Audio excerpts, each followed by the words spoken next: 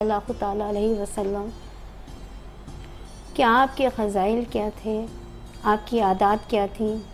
انہی سنتوں میں ایک سنت یہ ہے کہ آپ ہمیشہ چھوٹے بچوں سے بھی بہت پیار سے ملا کرتے تھے، سلام میں پہل کیا کرتے تھے۔ ماشاءاللہ۔ تو اگر ہم اس عادت کو اپنا لیں گے تو عاجزی انکساری ہمارے اندر آئے گی اور رب ہمیں بلندی دے گا۔ بے شک۔ جس طرح نور کا ذکر ہے کہ یہاں خود بخود ہمیں اندازہ ہوگا کہ پیارے آقا کے صلی اللہ تعالیٰ علیہ وسلم کی شان مبارکہ کیا ہے کہ خدا نے جب کیا تھا نور اپنے نور سے جدا، اللہ تعالیٰ نے سب سے پہلے اگر کوئی چیز تخلیق کی، کوئی چیز عالم وجود میں آئی، کوئی چیز پیدا کی گئی تو وہ رب ہی کے تو نور کا حصہ نور محمدی صلی اللہ تعالیٰ علیہ وسلم ہے۔ اس کے بعد ہر چیز کی تخلیق ہے۔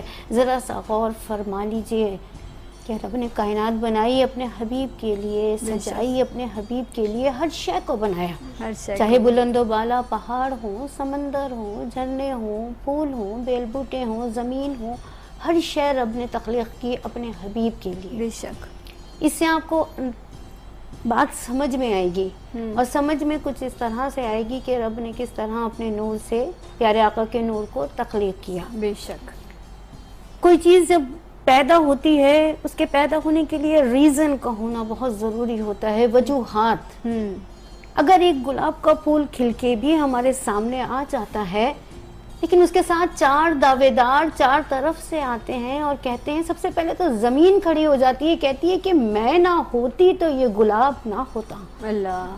پھر پانی کہتا ہے کہ اگر میں نہ ہوتا تو یہ گلاب تخلیق نہ ہوتا۔ پھر سورج کہتا ہے کہ اگر میں اپنی شعاعیں نہ ڈالتا تو اس کی نسل و افزائش نہیں ہوتی۔ اور ادھر شبنم کہتی ہے کہ میں نہ برستی تو یہ کھل کے تیار نہ ہوتا۔ ایک گلاب ہے، چار دعوے دار ہیں۔